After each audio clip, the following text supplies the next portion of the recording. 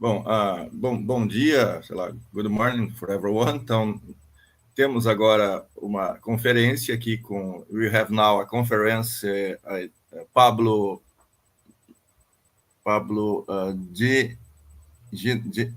Genazzano, é isso? The right pronunciation aí. Bom, então, Pablo defendeu a tese de PhD em filosofia, o conceito de Kant de magnitudes negativas na Universidade de Potsdam, isso foi em janeiro de 2022. Atualmente, ele está lecionando estética alemã clássica na Universidade de Potsdam e na Universidade de Oldenburg. Então, Pablo, passo a palavra a você para a sua conferência. Obrigado por participar do nosso evento. Okay, thank you very much for giving me this occasion to speak about aesthetics in Baumgarten and Kant. As you hear, I'm now lecturing on aesthetics, specifically on classical German aesthetics. So I take this occasion to put together my thoughts on Baumgarten's aesthetics and the critique of Kant. So the title of my presentation is Kant's Critique of Baumgarten's Aesthetics, from the transcendental aesthetic to the critique of judgment of taste.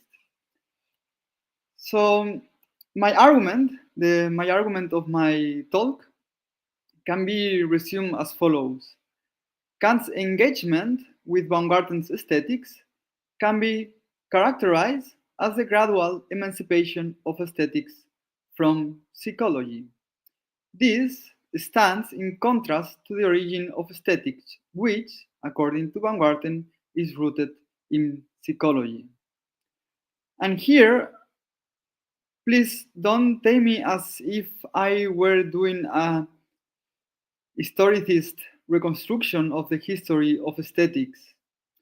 I do not argue that the whole process of the development of aesthetics in 18th century consists in this emancipation from aesthetics from psychology.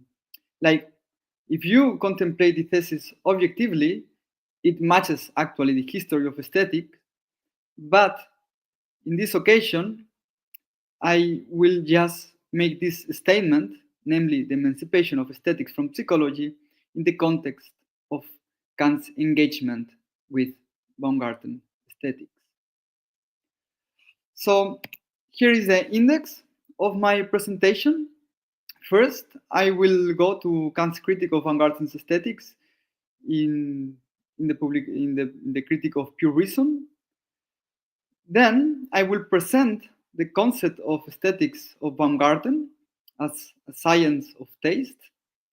Then, third, I will go to the reasons why Kant thinks that this effort, namely to define aesthetics as a science of taste, is futile.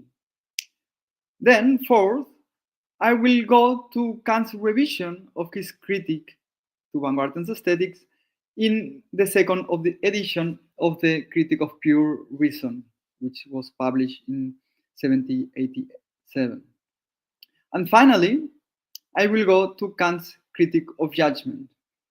So, actually, from a broader perspective, I will also argue that Kant's engagement with Baumgarten's aesthetics not only describes a process of the independence of aesthetics from psychology, I will also argue that in this engagement of Kant with aesthetics,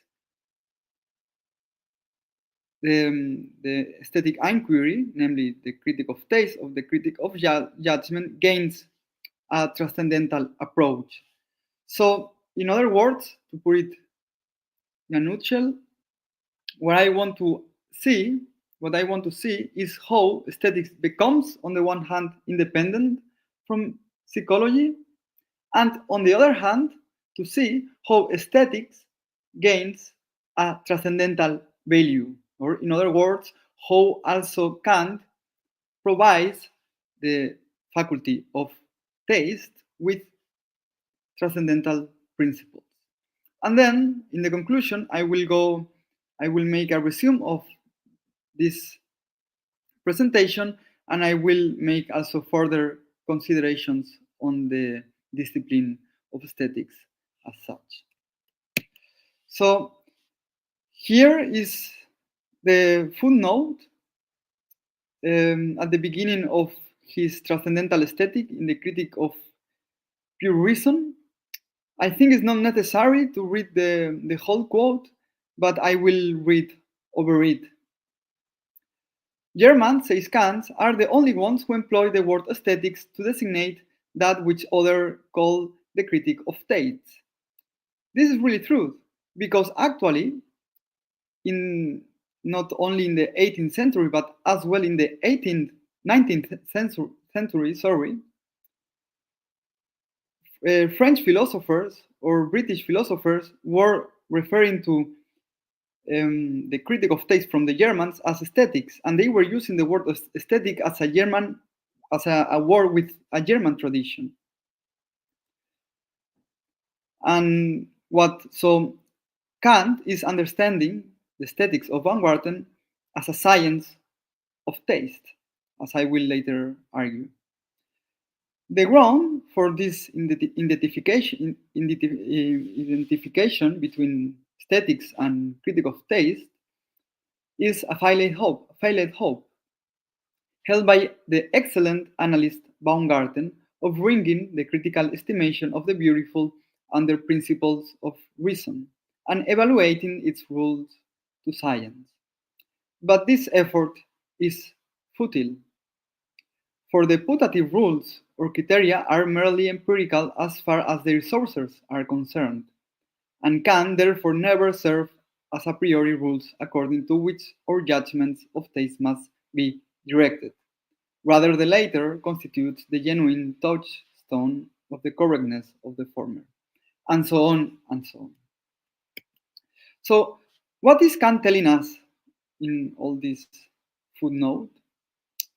First, Kant is affirming that Baumgarten tries to elevate aesthetics as a critique of taste to a science.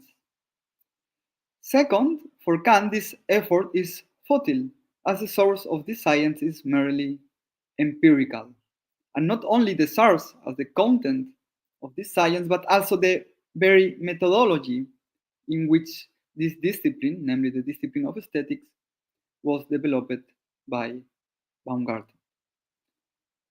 Thus, as this methodology is wrong, according to Kant, aesthetics must be developed a priori to become a science. And I would like to remark that the concept of aesthetics by Kant excludes by its own nature beauty as well, something that he does not say explicitly, I think. So first I will go to Baumgarten's, to the first statement, namely that Baumgarten tried to elevate aesthetics as a critique of taste. I will analyze three concepts. First, the concept of aesthetics. Third, the concept of criticism. And third, the concept of taste, to define aesthetics as the science of taste. So first, what is aesthetics? As Baumgarten states in the first paragraph of his aesthetics, aesthetics is the science of perception that is acquired by means of the senses. I think in this definition, everyone is accord, so I won't make any comment on it. But and then to the second concept, namely criticism. According to Baumgarten, criticism is the art of judgment, and he wants exactly to make from this art a science. Judgment, in turn, is the ability or faculty to perceive aspects of a thing or as either harmonizing or disharmonizing. In the first case, if we perceive the aspects of an object as harmonizing, we perceive a perfection. In the contrary, if we perceive that these parts of the objects are disharmonizing, we perceive an imperfection. So what is taste? First, it must be remarked that judgment in general can be either sensitive, and we get an indistinct representation according to the Leibniz terminology, or intellectual or distinct representation of our knowledge. These sensitive judgments are for Baumgarten judgments of taste. So judgments of taste are such judgments that are produced by the lower cognitive abilities of human mind.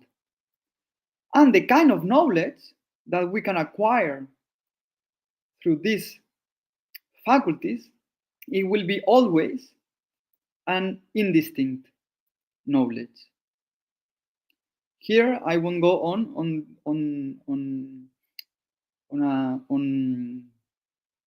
appropriate and accurate distinction of this terminology, but as you might know, of course, this distinction can we find in Leibniz. So from these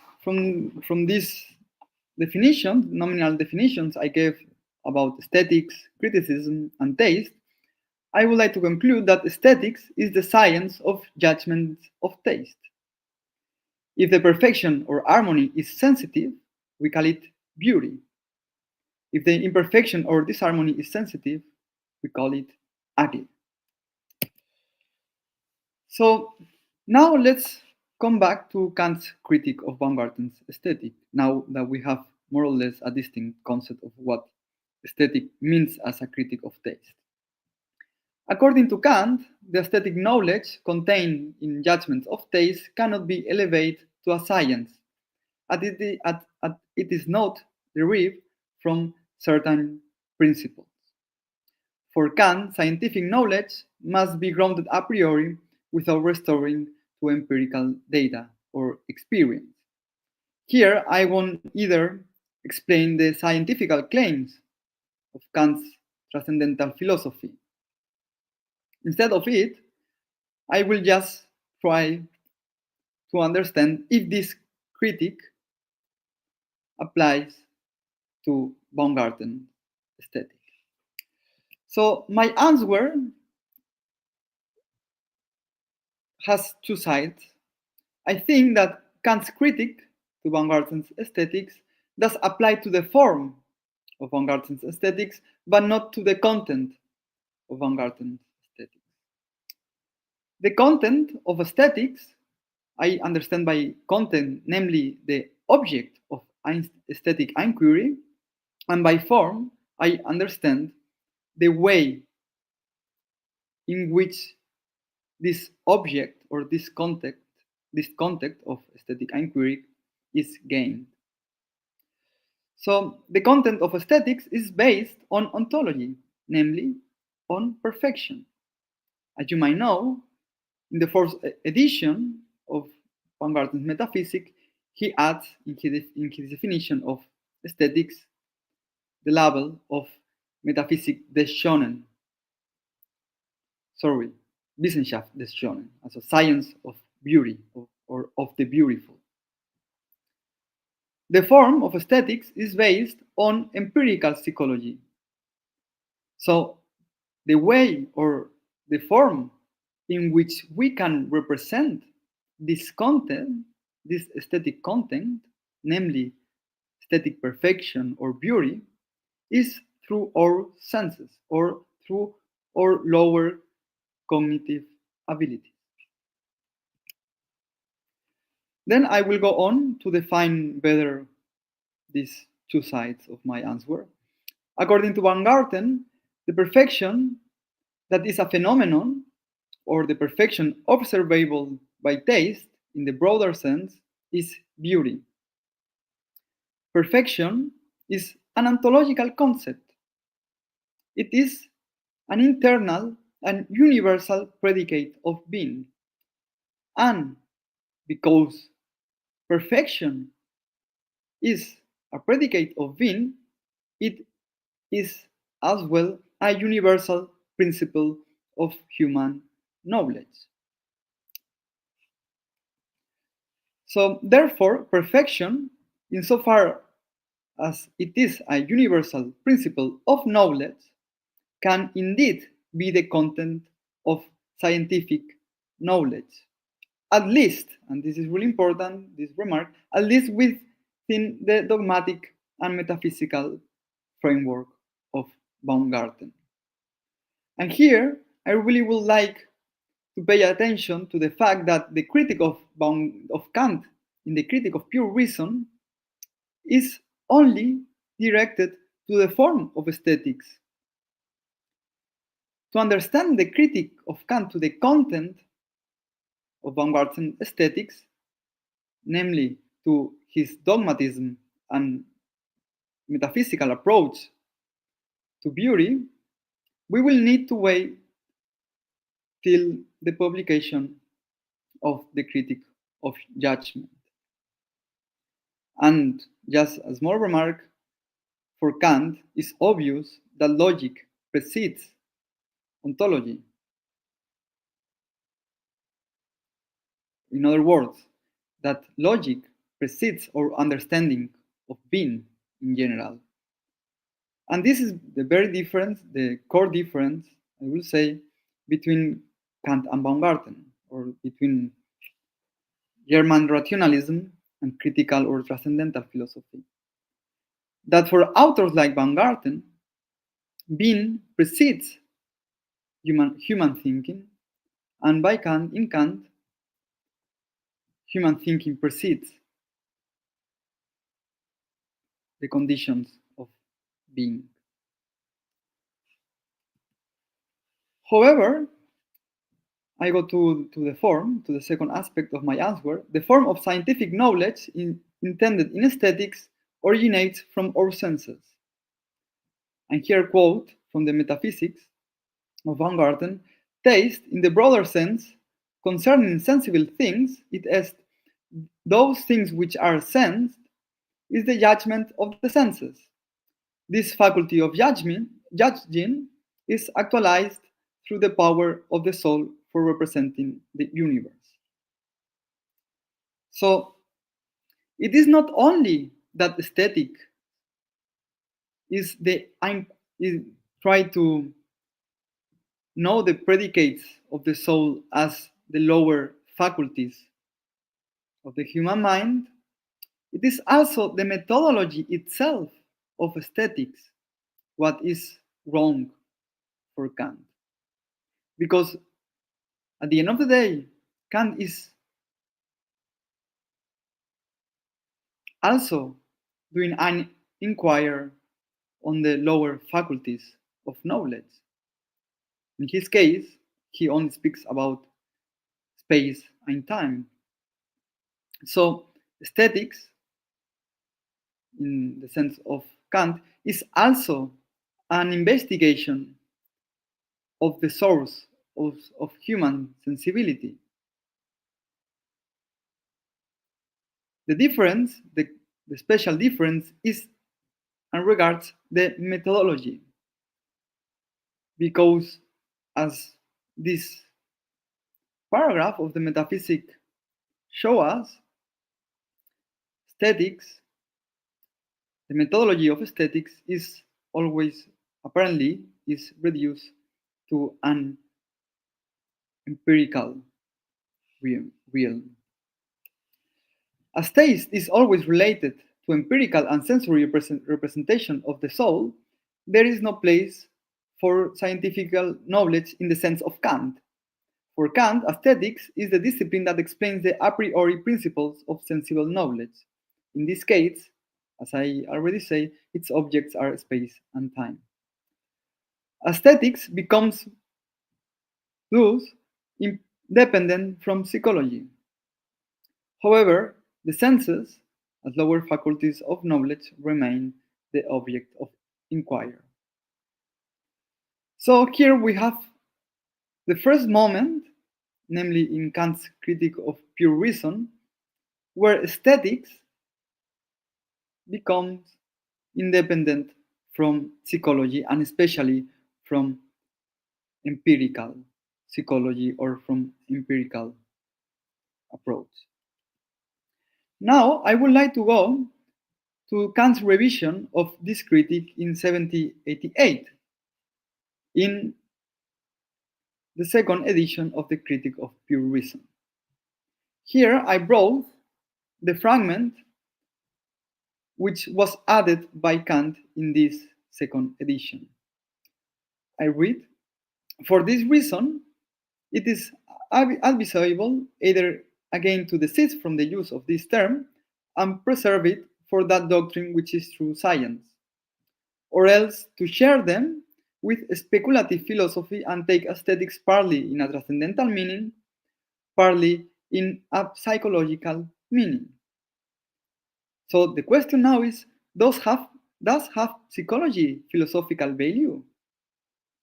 Indeed, Kant makes a revision of this critique, and he is still maintaining that actually aesthetics can only be an inquiry on the condition of possibility of human sensibility. But now he adds that actually psychology can also play a role in it. This question, to resolve this question, it might be helpful to remember that for Kant, psychological and empirical are close concepts. The empirical and transcendental, in contrast, are opposed. In the Critique of Pure Reason, Kant opposes transcendental to psychological, it is empirical. Therefore, in my opinion, his revision of this critique to Baumgarten's aesthetic does not claim that Baumgarten's aesthetics can become a science. In other words, this addition of Kant in the second edition of 1788 does not add nothing at all to his critique, only to his critique of Baumgarten's aesthetics.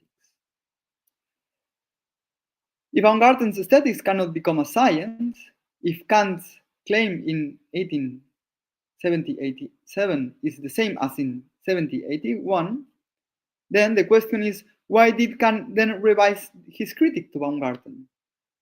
If Kant is not adding nothing in this revision of his critique, why he needed to add it? As you might suppose, the reason for this revision is that in 1787, Kant started to be more sensitive or receptive to aesthetic matters. This change or this shift in Kant's aesthetic views can be shown in the famous letter to Reinhold from December 1787, where Kant claims that taste also has a priori principles. And here, I would like to remark that this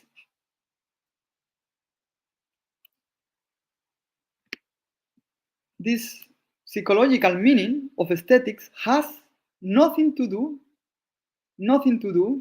with the way how Kant develops his aesthetic theory in the Critique of Judgment. The only idea I have why psychology can have a philosophical value in our discussion about beauty is that Kant, as says in the third critique, judgment of taste always depend on an empirical representation. So an empirical representation is always somehow the content of judgment of taste. But the very methodology of how this judgment of taste are possible, this is in itself not empirical or psychological. As I argue, in 1790, taste receives a fully transcendental treatment. And as you might know, the transcendental principle of taste is the famous purposiveness of nature. So, although taste depends on an empirical representation, Kant's method discards the empirical psychological dimension of the aesthetic. So, we have here that Kant proposes a radically new aesthetic model, in contrast to Baumgarten. Kant liberates aesthetics from empirical psychology. So, not only in the first critique, but also in the third, the critique of judgment. In the first introduction of the third critique, Kant makes the difference between two models of aesthetics, namely a scientifical and a non-scientific one. In the sense of the transcendental aesthetic, an aesthetic representation expresses the relation of the representation to an object as an appearance for the cognition of the object.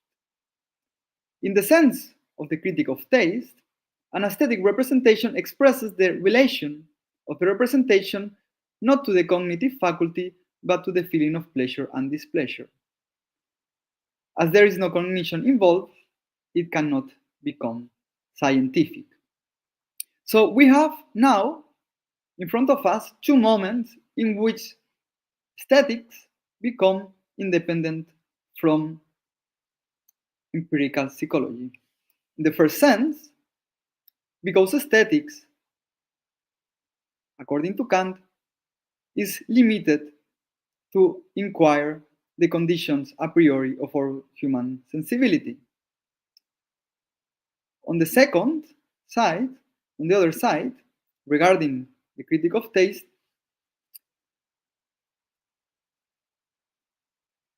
the aesthetics of Kant, the aesthetic theory of Kant, is not psychological because it doesn't contemplate the objective qualities of the object and only focuses on the subjective abilities, the transcendental abilities or faculties that are in play in the judgments of taste. So in both cases, Kant is always considering the subjective side of any kind of representation, which is what he calls the aesthetic property or quality of representation.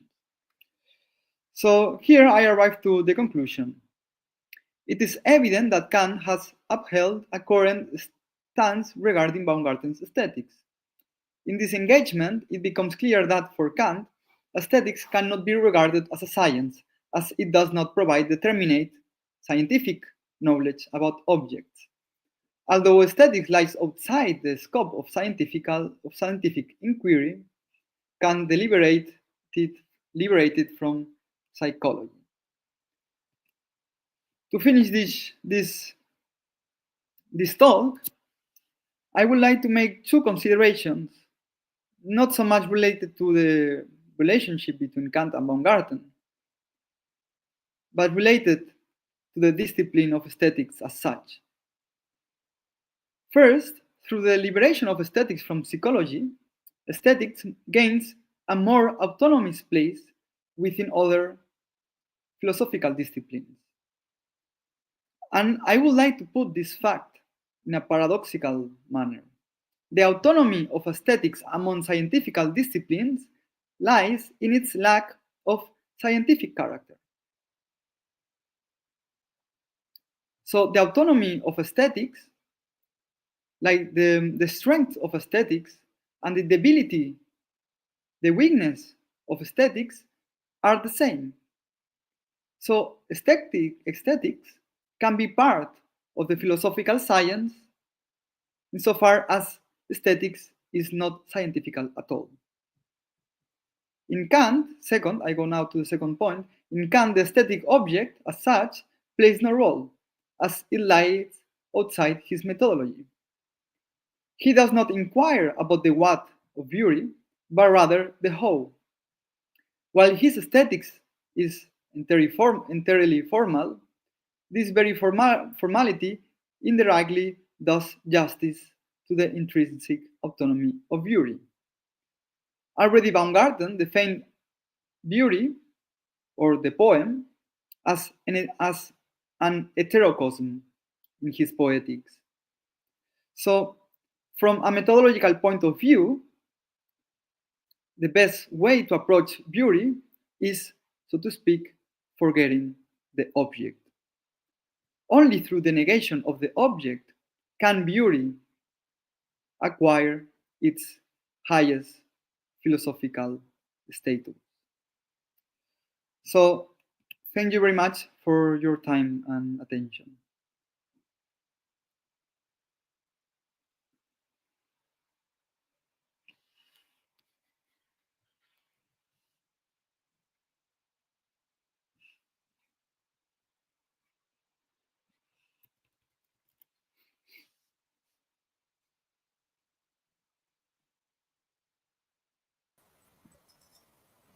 Well, thanks, for your interesting presentation.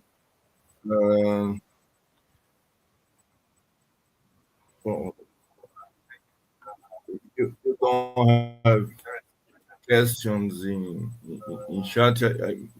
Well, I will try maybe make a question here. Um,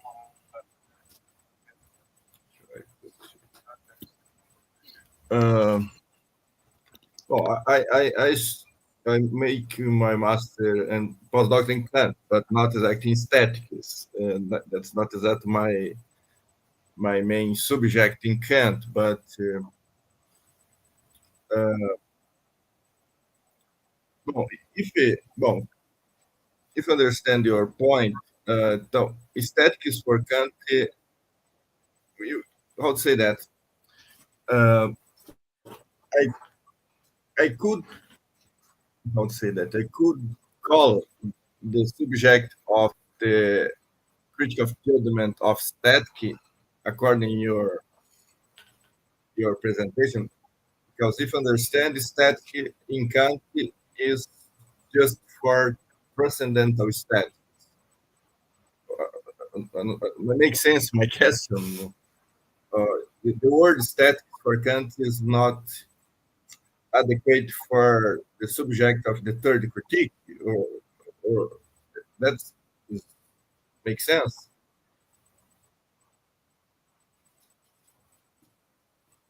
Pablo, you can Yeah, hear yes, me? yes, yes, yes, yes. Thank you very much. Yes, these are really appropriate remark, because I might use the concept of aesthetics also for referring Kant's analysis of aesthetic judgments, and from narrow Kantian framework to use Kant is using that Kant is developing in the third critic, in the critic of judgment, aesthetic theory, or that he's developing aesthetics and so on, it will not be accurate at all. However, if we pay attention, if we believe, and if we are convinced that aesthetics is an autonomous discipline and it has its own story, I think that we can argue that Kant has aesthetic theory. I know it not will be accurate with Kant's own intentions, but I think that it will be accurate if we really believe in the project of aesthetics as a discipline. This is my opinion, and but I think both sides are equally justified. So I might need to correct myself, but on the other hand, I think I'm also trying to make justice to the discipline of aesthetics as a whole. No, I don't. Well, I don't know very much about Garten, but I think very interesting what you're trying to do here. For me, including, I think it was, I don't know the word is like elucidative or something like that. I think, may clear some things in this relation between Baumgarten and Kant, including for Kant theory of aesthetic. I don't know, taste judgment. And in fact, I think Kant don't use this word for that. Well, actually, there is a moment in the critique of judgment that he actually speaks. This is in the Allgemeine Anmerkung zur Exposition der ästhetischen reflektierenden Urteile. Actually, he speaks explicitly about the transcendental aesthetics of judgment. So I'm referring to the exactly in the where the between page 269 and page 270 of the Critique of Judgment, between page 269 and page 270. 269, 200.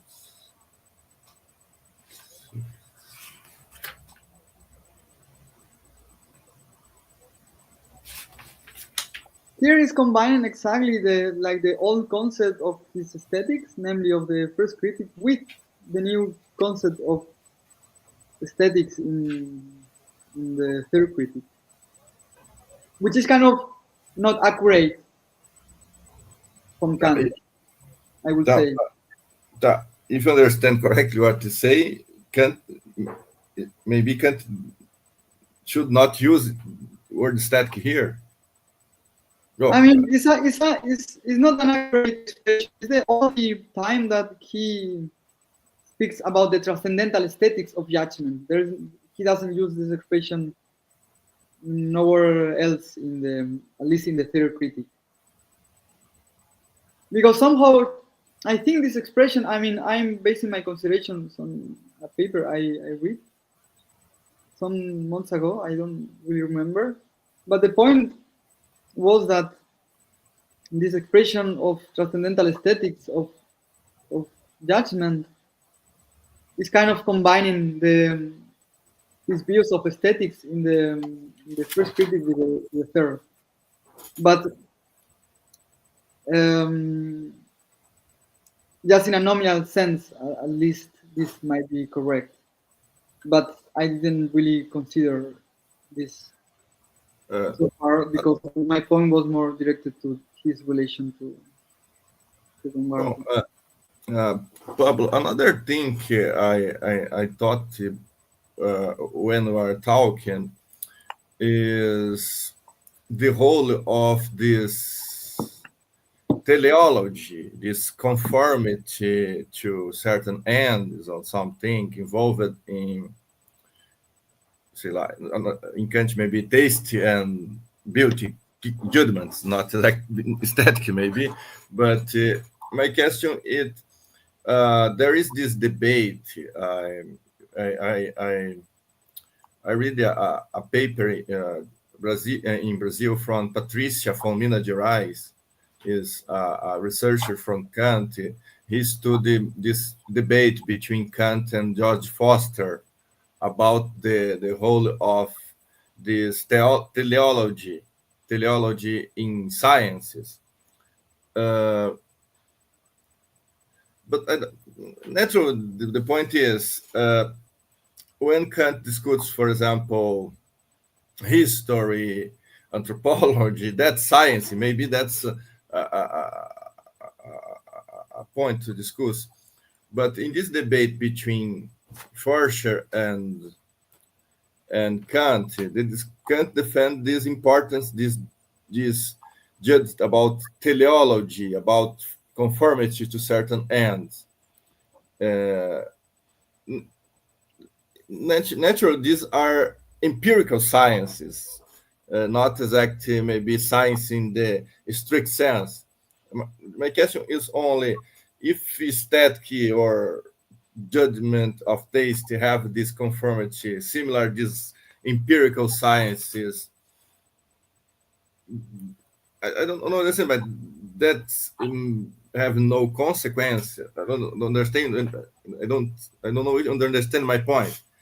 But if Kant discursive function, teleology is important in certain science, in certain, sei lá, description of the world, or something like that. Because that's the point. For sure, is like anthropology. Someone go to the empirical field to observe human beings, to observe nature, and said this teleology is not necessary.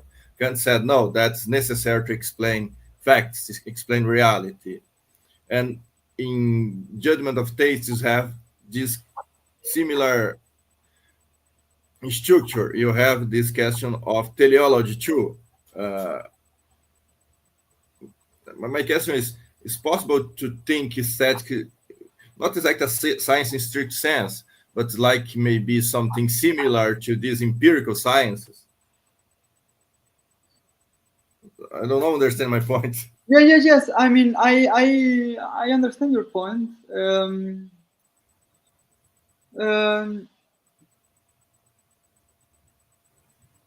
Like first, as I have argumenting, my argument was that Kant liberates the discipline of aesthetics from psychology, specifically from Okay. from empirical psychology.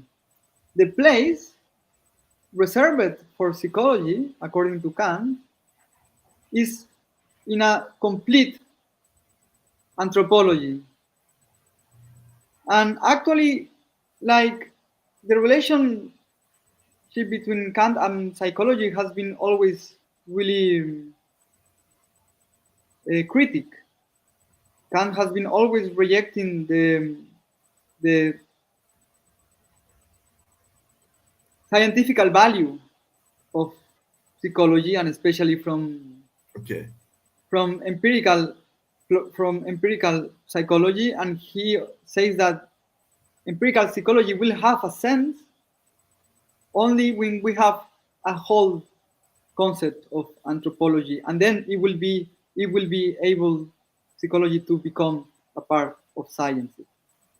However, the point you made, the point about teleology, is also extremely important for aesthetic considerations between Baumgarten and Kant.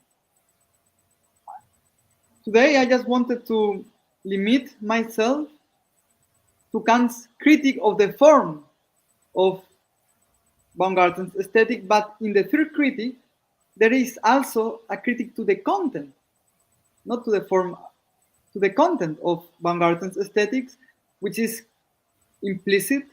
Well, it's actually extremely explicit. I don't know what I say implicit.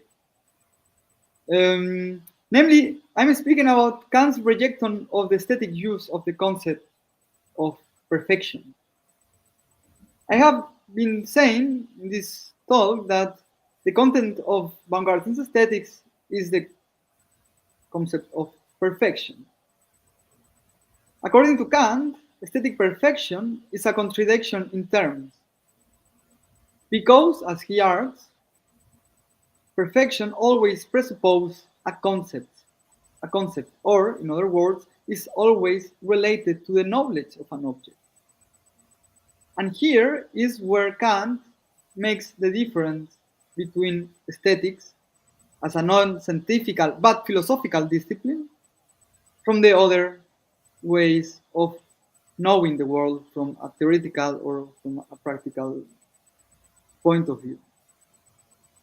So teleology of course, plays an central role in this discussion, especially when we need to take, when we regard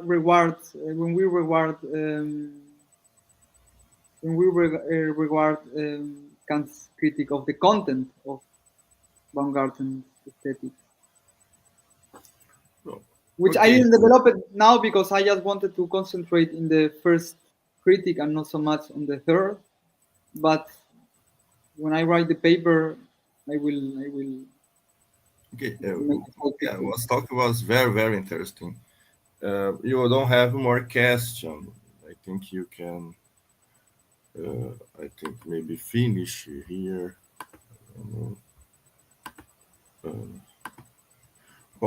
Então, thanks, Pablo, for the presentation. Thanks to participate in our Congress. You have not more questions. Bom, I finish now. Então, until next time. Okay, thank you very much for everything. See you next time. Bye-bye.